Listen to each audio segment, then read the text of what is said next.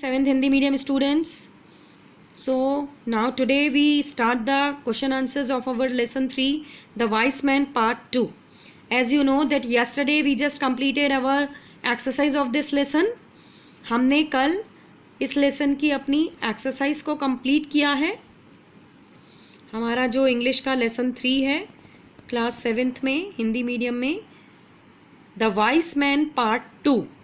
Vice man part 1 हम already lesson 2 में discuss कर चुके हैं, पढ़ चुके हैं, उसकी एक्सरसाइज और क्वेश्चन आंसर्स हम कर चुके हैं. और अब हम हमारा जो लेसन 3 है द वाइस मैन का पार्ट 2, उसके भी एक्सरसाइज क्वेश्चन आंसर्स हमने पढ़ लिए हैं, कर लिए हैं. सॉरी, एक्सरसाइज हमने कर ली है, पार्ट हमने समझ लिया है, और अब उसके जो बचे हुए क्वेश्चन आंसर्स हैं उनको हम आज करेंगे. ओके, सो यहाँ हम स्टार्ट करते हैं. हमारा पहला क्वेश्चन है, आंसर द फॉलोइंग क्वेश्चंस और answer the questions given below. First question, what did the thugs ask Bhola? What did the thugs ask Bhola? As you know the story of this lesson, there are two thugs who continuously watched Bhola. दो ठग थे जो लगातार भोला को देख रहे थे. And they asked to Bhola, did you sell your mangoes to us? क्या तुम अपने मैंगोज हमें बेचोगे? भोला ने उसके लिए मना किया. ओके, बिकॉज उसने कहा कि नहीं, उसकी वाइफ के लिए मैंगोज लेके जा रहा है. उसकी वाइफ को हर एक आम की कच्चे आम की हरी चटनी बहुत पसंद है. सो ठग्स बोलते हैं कि तुम वहाँ जाओगे तो तुम्हारी वाइफ डेफिनेटली गुस्सा होगी कि तुमने घोड़े के बदले में ये कच्चे आम ले लिए हैं. तो भोला बोलता है कि नहीं, मेरी वाइफ नाराज़ नहीं होगी. She is so much understanding woman and she just agree what I do and what I want. वो हर उस चीज़ में तैयार होती है जो मैं करता हूँ और जो मैं चाहता हूँ. ओके, फिर ठग्स उससे कहते हैं कि लेट्स मेक अ बैट, एक शर्त लगाते हैं.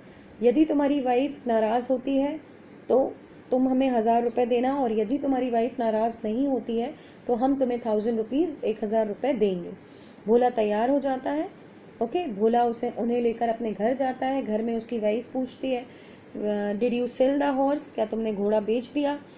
भोला बोलता है, मैंने घोड़ा बेच के गधा लिया. वाइफ बोलती है तो बहुत अच्छा किया. फिर वो बोलता है, मैंने गधे को बेच के भेड़ ली थी. वाइफ उसमें भी खुश होती है. फिर भोला बोलता है, मैंने भेड़ बेच के मुर्गी ले ली थी. वाइफ उसमें भी हैप्पी होती है. और एट लास्ट भोला बोलता है कि उस मुर्गी को बेच के मैंने ये कच्चे आम लाए हैं, तुम इसकी चटनी बनाओ क्योंकि ये तुम्हें पसंद है. भोला की वाइफ बहुत खुश होती है और बोलती है, वाओ, मुझे बहुत मन था चटनी खाने का, मैं आज ही इन आमों की चटनी बनाऊँगी. सो ये देखकर जो ठग्स रहते हैं वो आश्चर्यचकित हो जाते हैं. ठग जो रहते हैं दोनों, कि भोला की वाइफ तो सच में भोला के अकॉर्डिंग ही चलती है, भोला के अकॉर्डिंग ही सोचती है, और वो शर्त हार जाते हैं और वो भोला को 1000 रुपीज़ दे देते हैं. वो भोला से आखिरी में ये पूछते हैं कि तुम इन 1000 रुपयों का क्या करोगे? भोला कहता है, मैं इन 1000 रुपयों से दोबारा एक घोड़ा खरीदूँगा. Okay, so this is the story's translation और the explanation, the wise man part 2. And now we start the question answers. मैंने आपको चूँकि समझा दी है फिर से एक बार ये कहानी, तो अब आपको क्वेश्चन आंसर्स को समझने करने में ज़्यादा प्रॉब्लम नहीं होगी, आप इजीली इनको कर लेंगे. Okay, so here we start. What did the thugs ask Bhola? ठगों ने भोला से क्या पूछा? The thugs asked to Bhola, will you sell these mangoes sir? ठगों ने भोला से पूछा कि क्या आप ये आम बेचेंगे श्रीमान? Did Bhola agree to sell the green mangoes? क्या भोला तैयार हो गया कच्चे आम बेचने के लिए? No, Bhola did not agree to sell the green mangoes. Bhola आमों को बेचने के लिए तैयार नहीं हुआ. No, Bhola did not agree to sell the green mangoes. Next question, did Bhola's wife like chutney? Here you write down the answer by two sides or in two different ways. यहाँ पर आप आंसर को दो अलग अलग तरीके से लिख सकते हैं. दोनों आंसर्स सही हैं अपने उसमें. First is Bhola's wife like chutney a lot, और yes Bhola's wife like chutney very much. Okay, दोनों तरीके से आप लिख सकते हैं कि हाँ, भोला की वाइफ को चटनी बहुत पसंद है और भोला की वाइफ चटनी को बहुत पसंद करती है. Okay, Bhola's wife like chutney a lot, या फिर आप लिख सकते हैं Yes, Bhola's wife liked chutney very much. Okay. Now next question, what was the bet? शर्त क्या थी? क्या शर्त थी? The two thugs made a bet with Bhola that they would give him 1,000 rupees if his wife does not agree with him for bringing mangoes in exchange of a horse, and Bhola would pay them the same amount if she goes against his decision. Thugs ने ये कहा था कि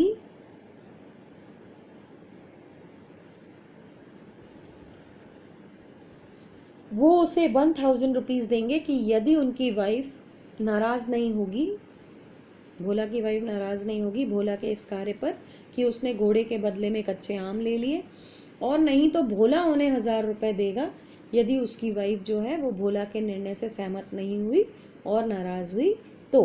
the two thugs made a bat with Bhola that they would give him 1,000 rupees if his wife does not agree with him for bringing mangoes in exchange of a horse, and Bhola would pay them the same amount if she goes against his decision. Now the next question is, who won the bet? शर्त कौन जीता? तो भोला won the bet.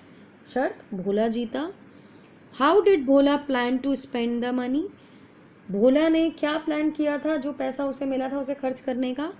So Bhola plan to buy another horse with the money.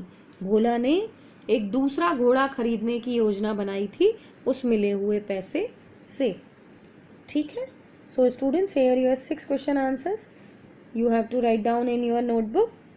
Okay, in lesson 3 the wise man part 2.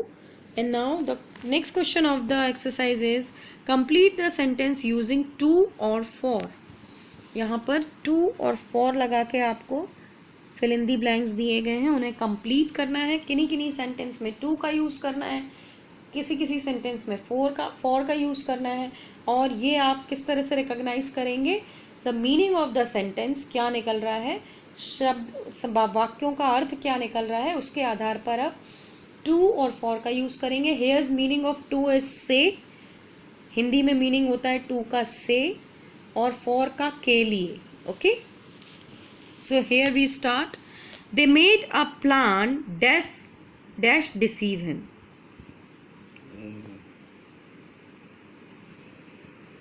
उन्होंने एक योजना बनाई उसे हराने के लिए. So they made a plan to deceive him. Second, the mangoes are dash my wife.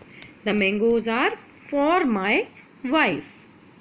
ये आम मेरी पत्नी के लिए हैं. के लिए आ गया, for का यूज़ हो गया. She always agrees to my decisions. वो मेरे निर्णयों से हमेशा सहमत होती है. She always agrees to my decisions. You will pay the sum amount to us. तुम कुछ पैसा हमें दोगे. You will pay the same amount. तुम उतना ही पैसा हमें भी दोगे.